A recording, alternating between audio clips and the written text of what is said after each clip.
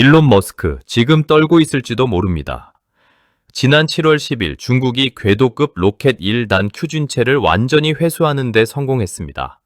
스페이스 X가 연간 150회 넘는 발사를 사실상 독점해온 재사용 로켓 시장에 중국이 정면으로 도전장을 내민 겁니다. 타이밍이 공교롭습니다. 스페이스 X는 불과 한 달 전인 6월 12일 나스닥에 상장하며 몸값 1조 7,500억 달러, 우리 돈 약 2,300조 원을 인정받는 역대 최대 규모의 기업 공개를 해냈습니다. 그런데 이 어마어마한 몸값의 진짜 근거는 로켓이 아니라 위성 인터넷 서비스 스타링크입니다. 지난해 스페이스 X 전체 매출의 61%가 스타링크에서 나왔고, 로켓 발사 사업은 지난해 6억 5,700만 달러 손실을 내며 적자를 감수하고 있습니다. 결국 스페이스 X의 주가를 떠받치는 건 재사용 로켓으로 남들보다 훨씬 싸게, 훨씬 자주 위성을 쏘아 올릴 수 있다는 독점적 지위입니다. 그런데 바로 그 독점의 벽이 상장 한 달 만에 흔들리기 시작한 겁니다.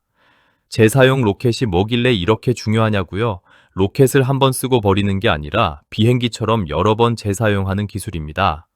스페이스 X의 팰컨군은 지금까지 646번 발사해서 600번 착륙에 성공했고, 그중 부스터 하나는 무려 36번이나 재비행하며 세계 기록을 계속 갈아치우고 있습니다. 이 기술 덕분에 발사 비용을 최대 90%까지 낮출 수 있습니다. 트럭 한 대 가격으로 소포 하나 보내던 시대에서 그 트럭을 계속 재사용해 화물을 훨씬 싸게 실어 나르는 시대로 바뀐 셈입니다. 그런데 이게 왜 남의 나라 얘기가 아니냐면 한국이 지금 이 두 나라 사이에 낀 샌드위치 신세이기 때문입니다. 미국과 중국이 우주에서 벌이는 이 싸움은 결국 여러분이 쓰는 통신비, GPS, 그리고 국내 우주 기업들의 생사를 직접 흔들 겁니다. 2040년 이 우주 경제 시장 규모는 1조 달러, 우리 돈 약 1,488조 원까지 커질 전망입니다. 이 거대한 시장에서 한국이 어떤 타격을 받게 될지 지금부터 낱낱이 파헤쳐 보겠습니다. 먼저 정확히 무슨 일이 있었는지부터 볼까요? 지금까지 궤도급 로켓의 1단을 회수하는 기술을 가진 곳은 스페이스 X와 블루 오리진, 이 미국의 두 기업뿐이었습니다. 이번에 중국이 세 번째 기업이자 미국에 이어 두 번째 국가로 이 기술을 확보한 겁니다. 방식은 좀 다릅니다. 스페이스 X가 다리를 펴서 육상이나 바다 위 드론십에 직접 착륙하는 방식이라면 중국의 창정십 B는 회수선에 설치된 대형 그물로 추진체를 받아내는 방식을 씁니다. 높이 63m, 저궤도에 최대 16톤까지 실을 수 있는 이 로켓은 시험위성 하나를 궤도에 올린 뒤 1단이 분리된 지 약 6분 만에 해상 플랫폼으로 정확히 돌아왔습니다. 물론 하루아침에 이룬 성과는 아닙니다. 지난해 12월 중국 민간 우주기업 랜드스페이스의 주체 3과 구경 발사체 창정 12A는 나란히 궤도 진입에는 성공했지만 1단 추진체 회수에는 실패했습니다. 화려한 성공 뒤에는 막대한 자원을 쏟아붓고도 성과를 못 낸 실패들이 촘촘히 쌓여 있었던 겁니다. 이게 가능했던 이유는 연성 예산 제약이라 불리는 구조 때문입니다. 성공할 때까지 국가 자금이 사실상 무제한으로 투입되는 방식이죠.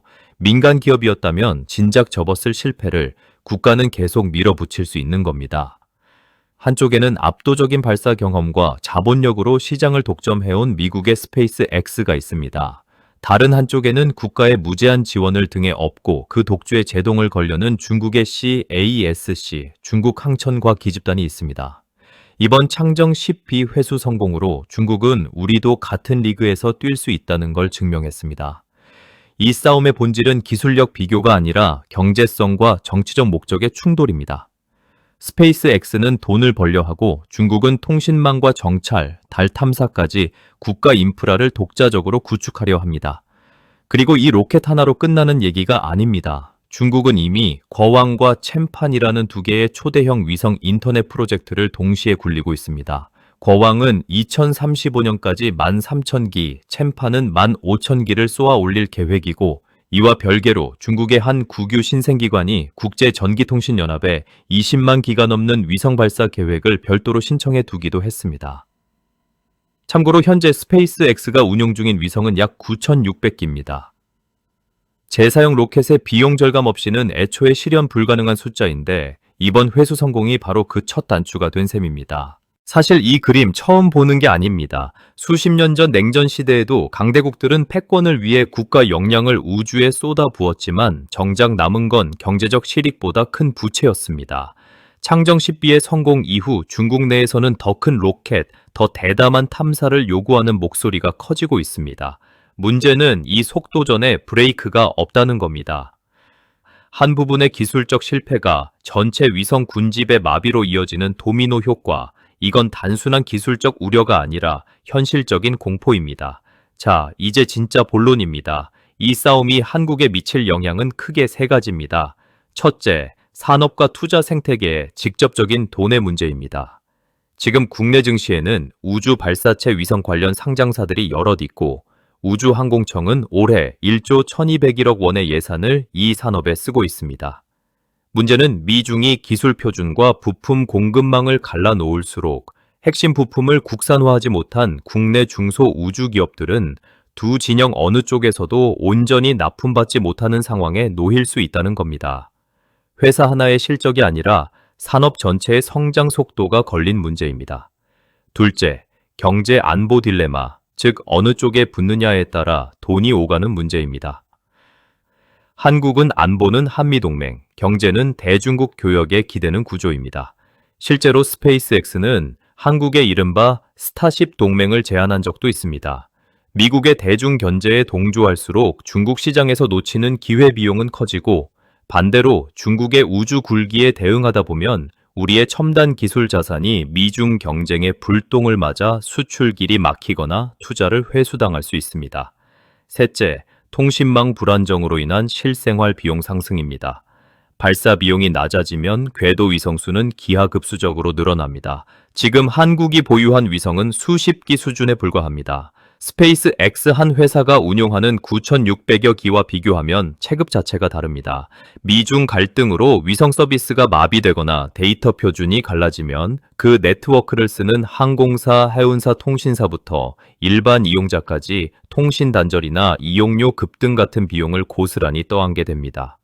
결국 강대국들이 우주 패권을 위해 천문학적인 돈을 쏟아 부을수록 그 틈에 낀 한국 같은 나라는 독자적인 기술 생태계 없이는 고래 싸움에 새우등 터지는 상황을 피하기 어렵습니다. 하지만 한국이 손 놓고 있는 건 아닙니다. 이미 구체적인 숫자로 움직이는 K-우주 로드맵이 가동 중입니다. 지난해 12월 우주항공청은 차세대 발사체를 캐로신 대신 메탄 엔진 기반의 재사용 발사체로 개발하기로 확정했습니다. 투입 예산은 2조 2,921억 원이며 2032년 예정된 달 착륙선 발사에 재사용 기술을 처음 시범 적용하고 2035년까지 완전한 재사용 발사 서비스를 확보한다는 목표입니다. 여기에 국내 민간 기업들도 독자적으로 메탄 엔진을 개발하며 힘을 보태고 있습니다.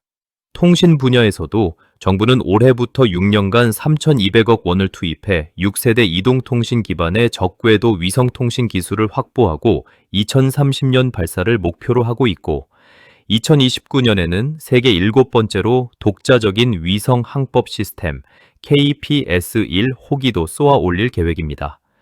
물론 스페이스X나 중국과 비교하면 여전히 걸음마 수준입니다. 하지만 기술 표준이 갈라지는 이 위기 속에서 역설적으로 우리만의 기술 독립성을 확보하는 것이 한국 기업들이 살아남을 가장 확실한 무기가 됩니다. 그렇다면 지금 우리는 무엇을 봐야 할까요? 투자자라면 이제는 로켓만 쫓는 시대는 지났습니다. 당장 오는 9월로 예정된 누리호 5차 발사만 봐도 발사 이벤트를 앞두고 관련 산업 전반에 관심이 쏠리는 패턴이 반복돼 왔습니다. 하지만 단기 이슈보다 중요한 건 우주 데이터를 활용한 AI 서비스, 위성 통신망으로 새로운 수익을 만드는 기업, 그리고 강대국들 사이에서도 핵심 부품을 독점 공급하는 대체 불가능한 강소기업을 가려내는 안목입니다. 시민이라면 우주 산업의 발전이 여러분의 스마트폰 통신망, 금융거래의 기반인 GPS, 기상 예보와 직결된다는 걸 기억하십시오. 우리의 일상이 강대국들의 전략적 장기판 위에 놓여 있다는 사실을 아는 것만으로도 정보의 홍수 속에서 중심을 잡을 수 있습니다.